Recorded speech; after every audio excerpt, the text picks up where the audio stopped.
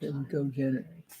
On this video, I would like to just give some biblical or some rules that might help in identification for parsing verbs, like rules of parsing.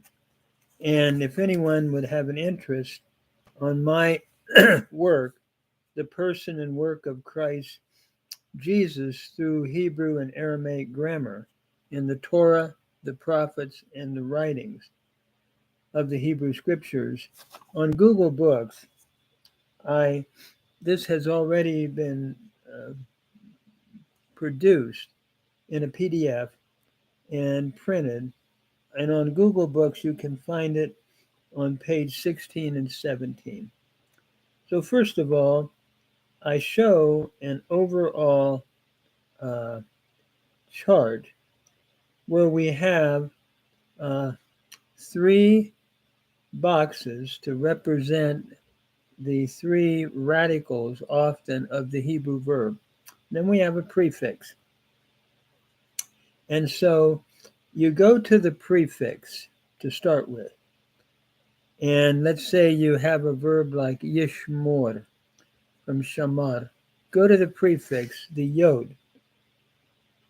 If it's a yod, it's third person. If it's a tav, it's third feminine, yod third masculine. If it's a tav, it's third feminine, or it could be second person. If it's an aleph, it's first person. If it's a noon, if it's aleph, it's first person singular. If it's a noon, it is first person plural. So let me just go through some of these rules that I have written that may help in parsing. If you have a yod, a tav, an aleph, or a noon, then go to the prefix, consonant. We'll look at the regular, perfect verb and imperfect.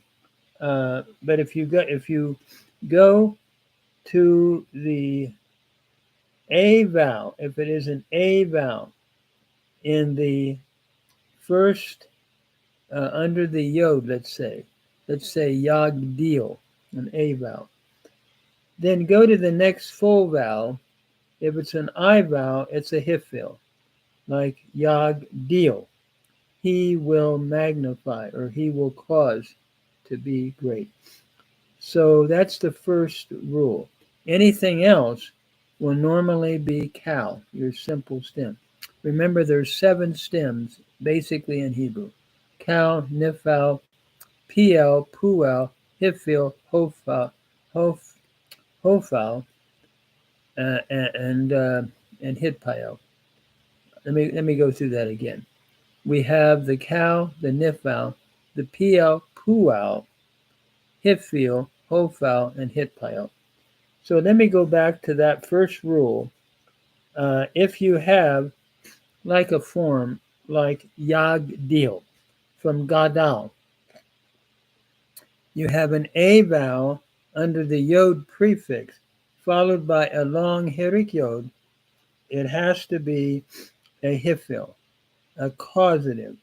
He will cause to be great, or he will magnify. Anything else you can pretty much parse as a kal. Rule number 2. If you have an I class vowel, go to the first radical or consonant of the root. If it is an A vowel, it's got to be a Niphal. Let me give you an example, and I'm using the verbs that Weingreen's grammar uses, and that is, because I taught from that a lot, that is yishamer. Yishamer. It's the Niphal imperfect. He will be kept. And notice you have the I class vowel followed by a dogish. That's a dot in the sheen. and a long A vowel, and he will be kept. Notice that the noon of the Niphal has assimilated into the sheen by progressive assimilation. The noon and the sheen come together and you double the sheen, like yin sha mer becoming yish sha mer. Then thirdly, if you have a shava under the prefix, then go to the next vowel.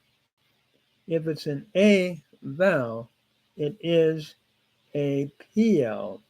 If it's a U vowel, it's a Pual in the imperfect now.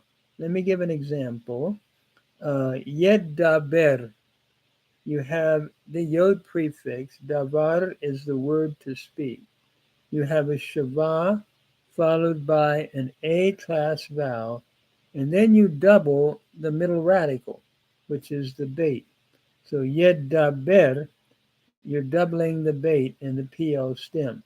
So the A vowel, you have a shava followed by an A vowel, and we would translate it, he will speak. Then you have, if you have a shava followed by a U vowel, a kibbutz, ye du bar, you're having, we would translate it, it was spoken. And what you're looking at there is a pual stem, the shava followed by the kibbutz, and again the doubling of the middle consonant or the radical, yedu bar.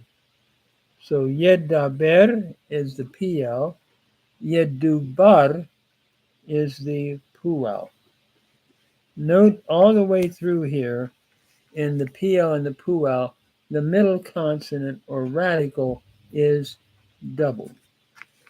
Then, number 4, if it's an O-class vowel under the prefix, which we would call a comets katon, or which is called a comets katon, or a hatu comets, you're going to have a Hophal imperfect.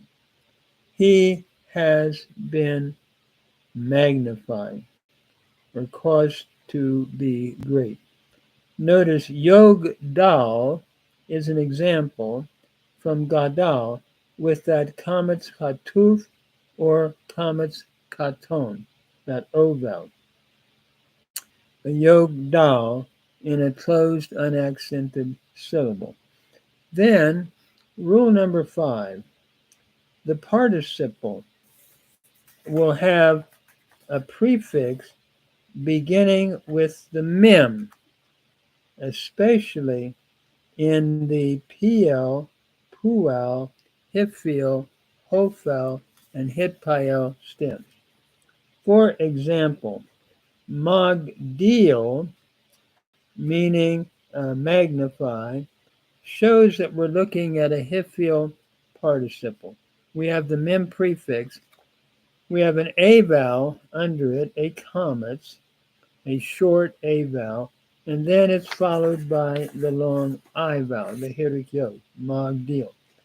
And that would be true on basically that mem will come before a Piel, a Pual, and Hophal and hithpael, except you'll use the same pointing that we've talked about in the imperfect rule chart, or the imperfect rules for an imperfect verb.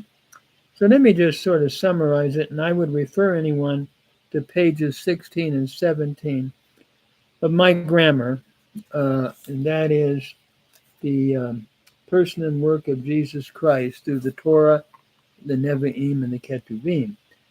So basically, just to summarize them again, these are imperfect rules to determine if you're looking at an imperfect. You go to the first, you go to the prefix, and we're using yod as third person. You could have tav, you could have aleph, depending on what person.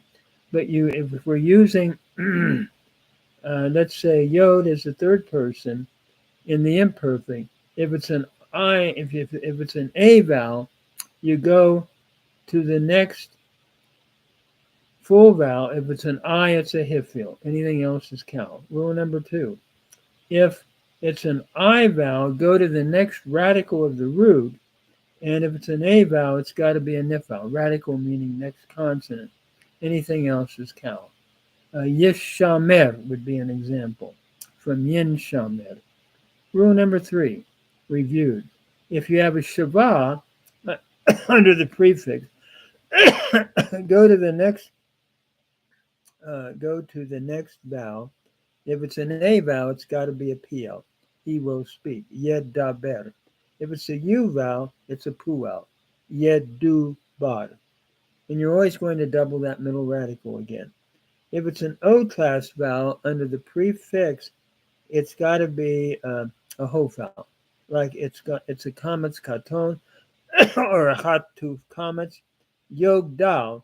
He has been caused to magnify. And then finally, the mem prefix, following these same rules, will come at the beginning as the prefix. Magdil, for an example, is he will cause to magnify, or causing to magnify, or magnify.